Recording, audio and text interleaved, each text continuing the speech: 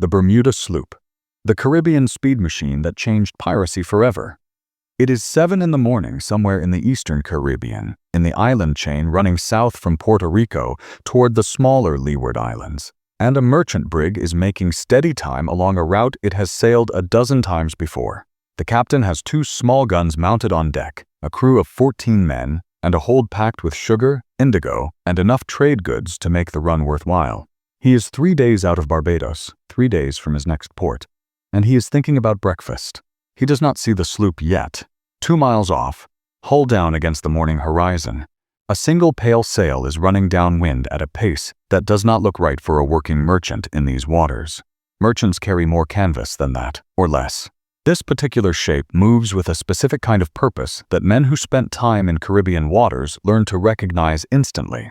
Not from the flag, not from the hull markings, but from the speed and the angle. The captain of the brig spots it a few minutes after his mate does. He watches it for a moment longer than he should. Then he understands what he is looking at, and breakfast stops mattering. There are 60 men aboard that sloop. They are packed into a hull built for maybe 30, crowded onto a deck that smells of salt water, unwashed men, and wet rope. The hold below carries powder, shot, and just enough food and water to keep the crew operational for another few weeks. There are 8 guns, maybe 10, mounted along a single low rail. It is not a battle fleet. It is not even close to a battle fleet. But none of that is the point. Every design choice in that vessel, the shallow hull, the tall raked mast, the enormous fore and aft sail, the minimal ballast, was made to solve one specific problem in Caribbean waters. And that problem was never about winning a naval engagement. It was about being somewhere else before anyone could stop you. Welcome to Deadman Shore. I am Jack, and today we are going to talk about one of the most effective and most misunderstood tools in the pirate world. A vessel that did not look like much and could do almost everything the Caribbean demanded of it. If you are new here, subscribe and stay until the end, because the last few minutes of this one will reframe everything you thought you knew about how Caribbean piracy actually worked. And if you have been watching this channel for a while, drop a comment below and tell me what pirate vessel you want us to look at next. We read everyone now. The Bermuda Sloop. Here is the image most people carry in their heads when someone says pirate ship. It is enormous. 3 masts, rows of gun ports cut into the sides like teeth, a crew of 200 armed men, a hull so deep it could swallow a small house, the Jolly Roger snapping from a mainmast tall enough to spot from 3 miles out, the captain in his coat pacing a quarterdeck, while the sea churns white below 100 tons of black timber. That image is not entirely fictional. Ships like that existed. Some pirates did sail them. But, as a picture of how Caribbean piracy actually operated, on the island chains, the reef passages, the shallow coastal anchorages, and the busy trade lanes where most of the ship that shows up most often in colonial depositions, prize court filings, and governor dispatches when men described being raided in Caribbean waters was not a massive 3-decker. It was a sloop, often a Bermuda sloop, usually crowded, often underfed, always fast, and built for conditions that larger vessels could not handle. To understand why that mattered, you have to understand what the Caribbean actually is. Because the maps in movies and the maps in real maritime records do not agree with each other. Films tend to show the Caribbean as open blue ocean interrupted occasionally by a few tropical islands, which is roughly accurate if you are flying at 10,000 feet. On the water, it is something else entirely. The Caribbean is a labyrinth.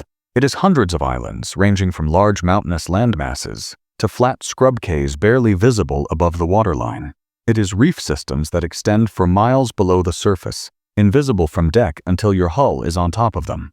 It is channels between islands that can be shallow enough to ground a ship drawing 12 feet of water, while a vessel drawing 6 sails through that same passage with room to spare.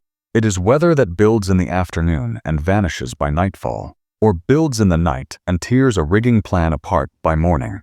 It is anchorages that are perfectly sheltered in one season and completely exposed in the next. A large ship in those waters is not simply a powerful asset. It is a set of problems you have to manage every day just to keep moving.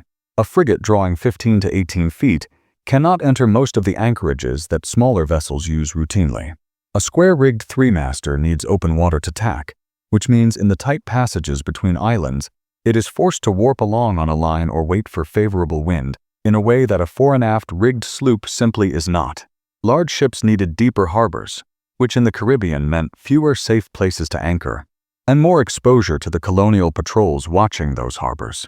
Large ships needed larger crews, which meant more food, more water, more space below decks, more shares when a prize came in, and more mouths that started causing trouble when prizes ran dry. The math of a large pirate vessel in island waters was always running against you. The Bermuda Sloop did not have those particular problems.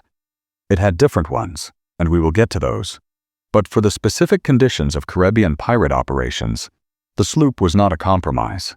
It was the right answer to the question the Caribbean was asking. The design came out of Bermuda, which makes sense once you understand what Bermuda is. Bermuda is a small archipelago sitting roughly 1,000 miles off the Carolina coast in the North Atlantic, surrounded by one of the most extensive and dangerous reef systems in the Western Hemisphere. The settlers and traders who built communities there across the 1600s needed vessels that could navigate those reefs, move between Bermuda and the Caribbean colonies efficiently enough to keep trade viable, and handle Atlantic weather when it arrived. They had access to Bermuda cedar, a local timber that was dense, resistant to rot, and remarkably light for its strength, which meant hulls that lasted longer in tropical saltwater than hulls built from timber shipped over from England. The combination of local materials, local necessity, and generations of accumulated shipbuilding knowledge produced a specific type of hull. It was narrow, shallow-drafted, and built to move fast on a reach, meaning with the wind coming across the side of the vessel rather than from directly behind. That last point is worth stopping on because the rig was everything. A Bermuda sloop carried a single large fore and aft sail on a tall raked mast, often with one or two headsails run forward on a long bowsprit. This was fundamentally different from the square rig carried by larger ships. A square-rigged vessel runs best with the wind behind it or slightly off the stern. It struggles to tack across the wind and needs significant sea room to manage those tacking maneuvers without losing dangerous amounts of ground. A fore and aft rigged sloop could point much closer into the wind, meaning it could make progress in directions that square-rigged ships simply could not match without losing ground or waiting for the wind to shift. In the Caribbean, where the trade winds blow from the east and southeast with remarkable consistency, this gave the sloop an enormous tactical advantage.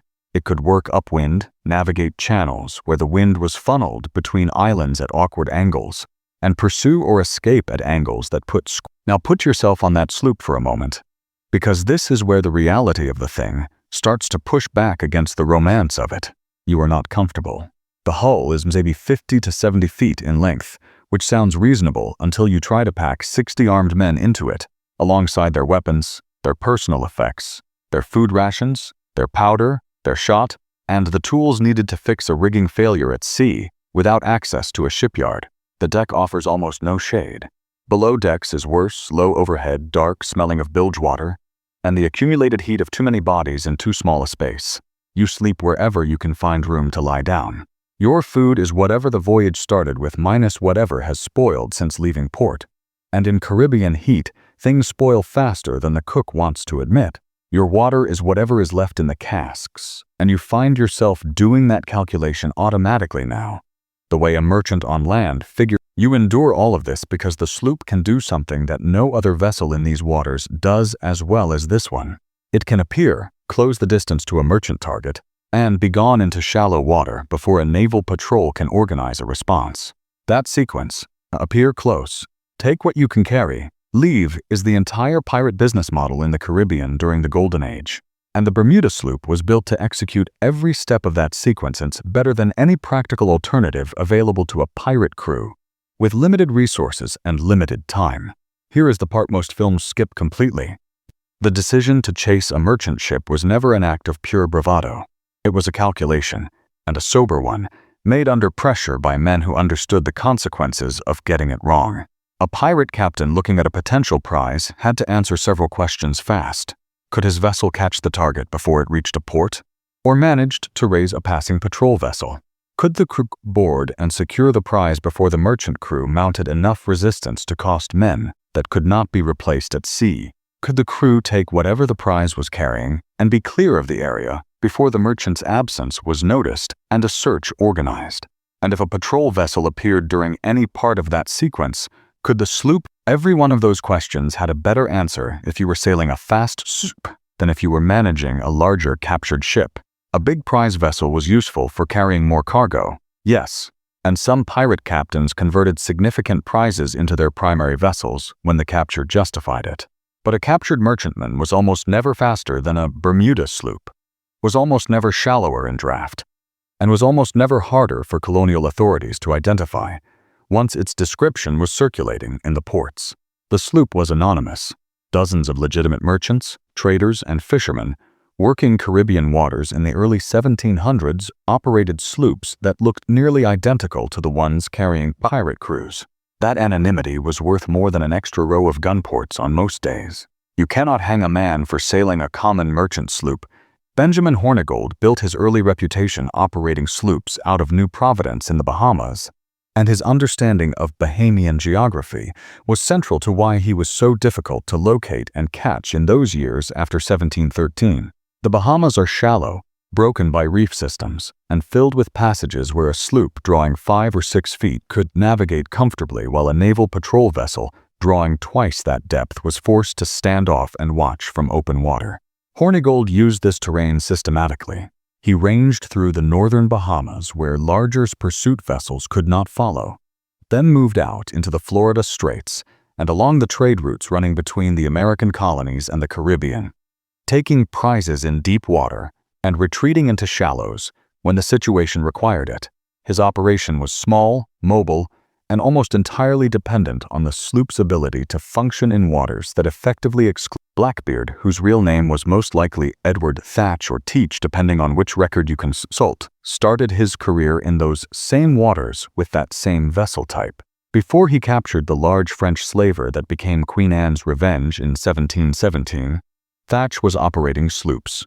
The Queen Anne's Revenge was a significant upgrade in firepower, carrying something approaching 40 guns, and requiring a crew considerably larger than a sloop needed, but it also fundamentally changed what Thatch could and could not do. A vessel of that size needed deep anchorages. It needed consistent resupply at scale. It needed managed prize crews to handle the logistics of keeping such a large ship operational. It was more impressive and considerably less flexible. The records suggest Thatch understood this tension in practical terms rather than theoretical ones. He continued operating smaller sloops alongside the Queen Anne's Revenge, using the large ship as a visible deterrent, while the sloops handled the actual work of scouting, approaching targets in shallow water. And that combination, a large vessel for deterrence and smaller sloops for maneuver, shows up in the documented pirate operations of the period more than once. A ship with many guns and a fearsome reputation could force a merchant convoy to heave to without firing a shot. The reputation and the visible firepower did the work that would otherwise require a fight. But the actual boarding, the management of cargo, the control of prisoners, and the escape when a naval response appeared, all relied on smaller, faster vessels that could move in water the big ship could not enter. It was not a movie invention. It was an operational logic developed by men who could not afford to get the calculation wrong. Calico Jack Rackham was operating a sloop called William when a Royal Navy patrol caught him off the coast of Jamaica in 1719. The records from that capture are worth reading carefully because they tell you something specific about how the sloop-based operation worked and where it broke down. The patrol that took Rackham did not catch him by outrunning the vessel. It found him because Rackham and most of his crew were below decks in a state that made organized resistance impossible. The sloop was not the problem, the crew was. And this pattern shows up again and again in the documented pirate captures of the period. Far more cases in the colonial records involve crews who were surprised, betrayed by informants, or caught ashore than cases where a naval vessel simply ran a pirate sloop down in open water. In capable hands, the Bermuda Sloop in Caribbean waters was genuinely difficult to catch. The difficulty was keeping the hands capable. Now, here is where the money becomes more dangerous than the ocean. The cargo a sloop could carry after a successful prize action was always limited. The hull was small, and the hold was shallow. If a prize was carrying spice, sugar, cloth, and coin, the sloop crew had to make choices about what went into their hold.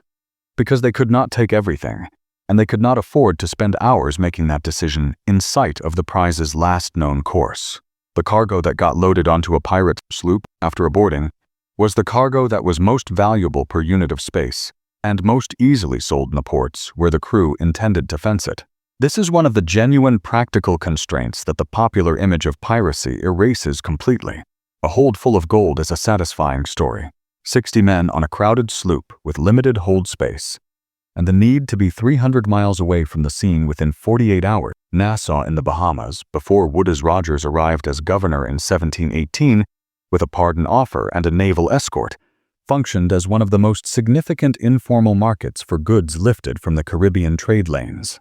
Merchants and traders operating in Nassau understood what the sloops were bringing in, understood the prices, and understood that asking too many questions was bad for business on both sides of the table. Port Royal in Jamaica had served a similar function in the generation before, during the buccaneering period. The point is not that these arrangements were charming, or that the men involved were anything other than calculating businessmen working a risk assessment. The point is that the sloop operation depended entirely on a shoreside network, willing to receive stolen goods at prices that made both parties better off than the alternative. When Rogers removed Nassau from that network, the sloops could still sail. They just had fewer places to bring what they took, which changed the risk calculation. Let's talk honestly about the weaknesses, because the Bermuda Sloop was not a perfect machine, and the men aboard it were not having a good time. The shallow draft that made the sloop useful in reef-broken coastal waters also made it genuinely uncomfortable in open ocean swells. A sloop pitches and rolls in a way that larger vessels with more mass do not, because there is less hull to resist the motion of the water under it. 3 weeks at sea in a Caribbean sloop during the kind of weather the Atlantic produces in late summer meant wet decks, men who had stopped sleeping properly, constant attention to the seams, and a crew that arrived at the next prize approach, tired and in no mood to hear that the target was carrying salt fish instead of silver. The crowding was real and genuinely brutal. 60 men in a hull 50 to 70 feet in length was not unusual for a pirate sloop in this period. Crews deliberately overloaded their vessels with men, because more men meant a faster and cleaner boarding action, and a smaller chance of losing people to a merchant crew that decided to resist. The daily cost of that decision was misery for everyone aboard. Heat, smell, no fresh water for anything other than drinking, no privacy, no comfortable place to sleep, and the specific low-level tension of 60 armed men who were all calculating their shares and quietly. Fresh water was always the most immediate threat, and the one that compressed the operational timeline most directly. A sloop could not carry the water reserves that a larger vessel could manage. In Caribbean waters, where suitable fresh water sources were available on many islands, if you knew where to look, this was manageable. But a sloop running out of water in waters being watched by colonial authority was in serious trouble quickly. Men do not function without water. A crew that is dehydrated cannot sail properly, cannot board effectively, and cannot follow orders reliably. The entire operation stops functioning long before anyone actually dies of thirst, which means the water calculation was never an abstraction. It was a hard deadline that shaped every decision about how long to stay on a given stretch of sea lane. The guns were a real limitation that the crews understood clearly. A sloop carrying 8 to 14 guns was dangerous to an unarmed or lightly armed merchant vessel, which was the point. Against a naval frigate of the period, carrying 30 to 40 guns on a single gun deck with heavier shot and more powder than a sloop could store in its entire hold. It was not a contest in any meaningful sense. The pirate captains who built their operations around sloops knew this. The entire strategy depended on never having to fight that battle. Speed, surprise, and the ability to reach shallow water where the frigate could not follow were the only counters available to a sloop crew.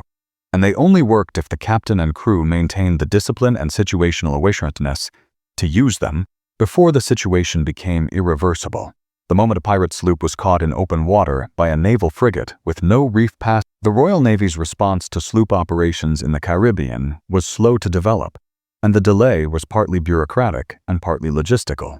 Standard patrol vessels deployed in those waters during the early 1700s were too large to pursue sloops effectively into reef-broken shallows. The officers commanding Caribbean patrols understood the problem clearly enough, but had limited ability to solve it quickly.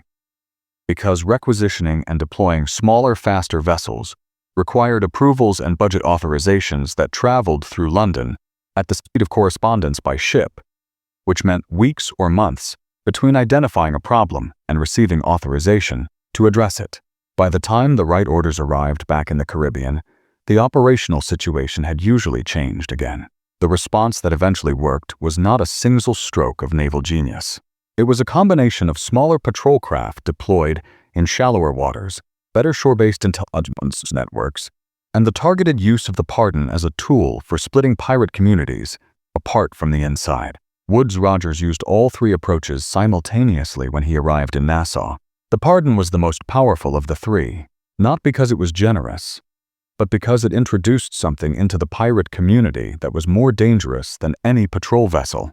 It introduced distrust.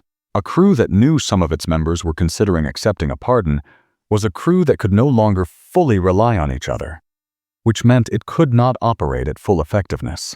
The sloop was still fast, but a crew that is quietly watching its own back is slower to make decisions, slower to pursue a prize, and slower to the intelligence networks that colonial authorities built across the later years of the Golden Age of Piracy were more effective than they typically get credit for in popular accounts.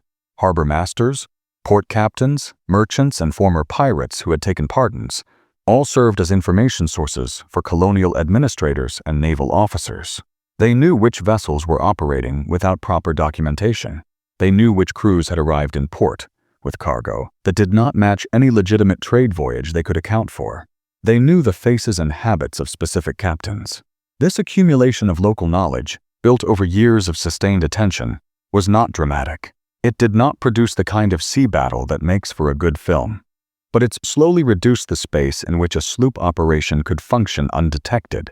And in an operation where anonymity was one of the primary Charles Vane is worth looking at here, because his trajectory gives you a clear picture of what happened to a capable sloop captain when the network supporting him was dismantled. Vane was, by most accounts from the period, a genuinely capable navigator and a difficult man to catch in Caribbean waters. He refused the pardon when Rogers arrived in Nassau, which was his choice, and he continued operating after leaving the Bahamas. He ranged through the Bahamas, along the Carolina coast, and through the Caribbean. But without Nassau as a functioning base, and without the informal market there for his cargo, his operation became progressively harder to sustain. He was eventually captured after a hurricane destroyed his vessel and left him stranded.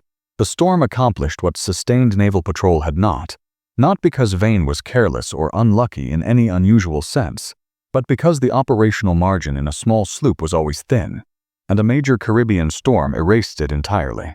The vessel that made you fast and mobile in good conditions offered very little protection against what the Bermuda Sloop story really shows you, when you read through the prize court records, the colonial dispatches, and the governor correspondence rather than the romanticized accounts, is that piracy in the Caribbean was not primarily a contest of firepower or individual courage. It was a contest of mobility and sustainability. The sloop gave pirate crews the ability to be somewhere, take something, and be somewhere else before the colonial response could organize. That cycle, repeated across a decade and a half of Caribbean operations, is what the historical record actually describes. And the cycle functioned only as long as the supporting conditions held together. The right vessel was necessary but not sufficient. The fence port, the fresh water source, the crew cohesion, the geographic knowledge, and the tolerance of merchants who found stolen goods cheaper than legitimate ones all had to be. When those conditions started closing down, the sloop could not keep the operation alive on its own. A fast sloop with no port to fence its cargo is carrying stolen goods it cannot sell. A fast sloop with no reliable water source is on a countdown toward being incapacitated. A fast sloop whose captain is known by description to every harbor master in the region is no longer anonymous in the way the operation depended on. The vessel was the tool. The conditions were the job. When the conditions changed, the tool stopped being enough. The Bermuda Sloop did not create the Golden Age of Piracy. That had deeper causes in the end of the War of the Spanish Succession, the sudden flood of unemployed former privateers into Caribbean waters after 1713, the weakness and occasional corruption of colonial administration, and the quiet tolerance of merchant communities that found pirate goods arriving at prices below what legitimate trade could offer. But the sloop shaped the way that Era operated in island waters in ways that no other available vessel could have. It gave captains like Hornigold, Thatch, Vane, and Rackham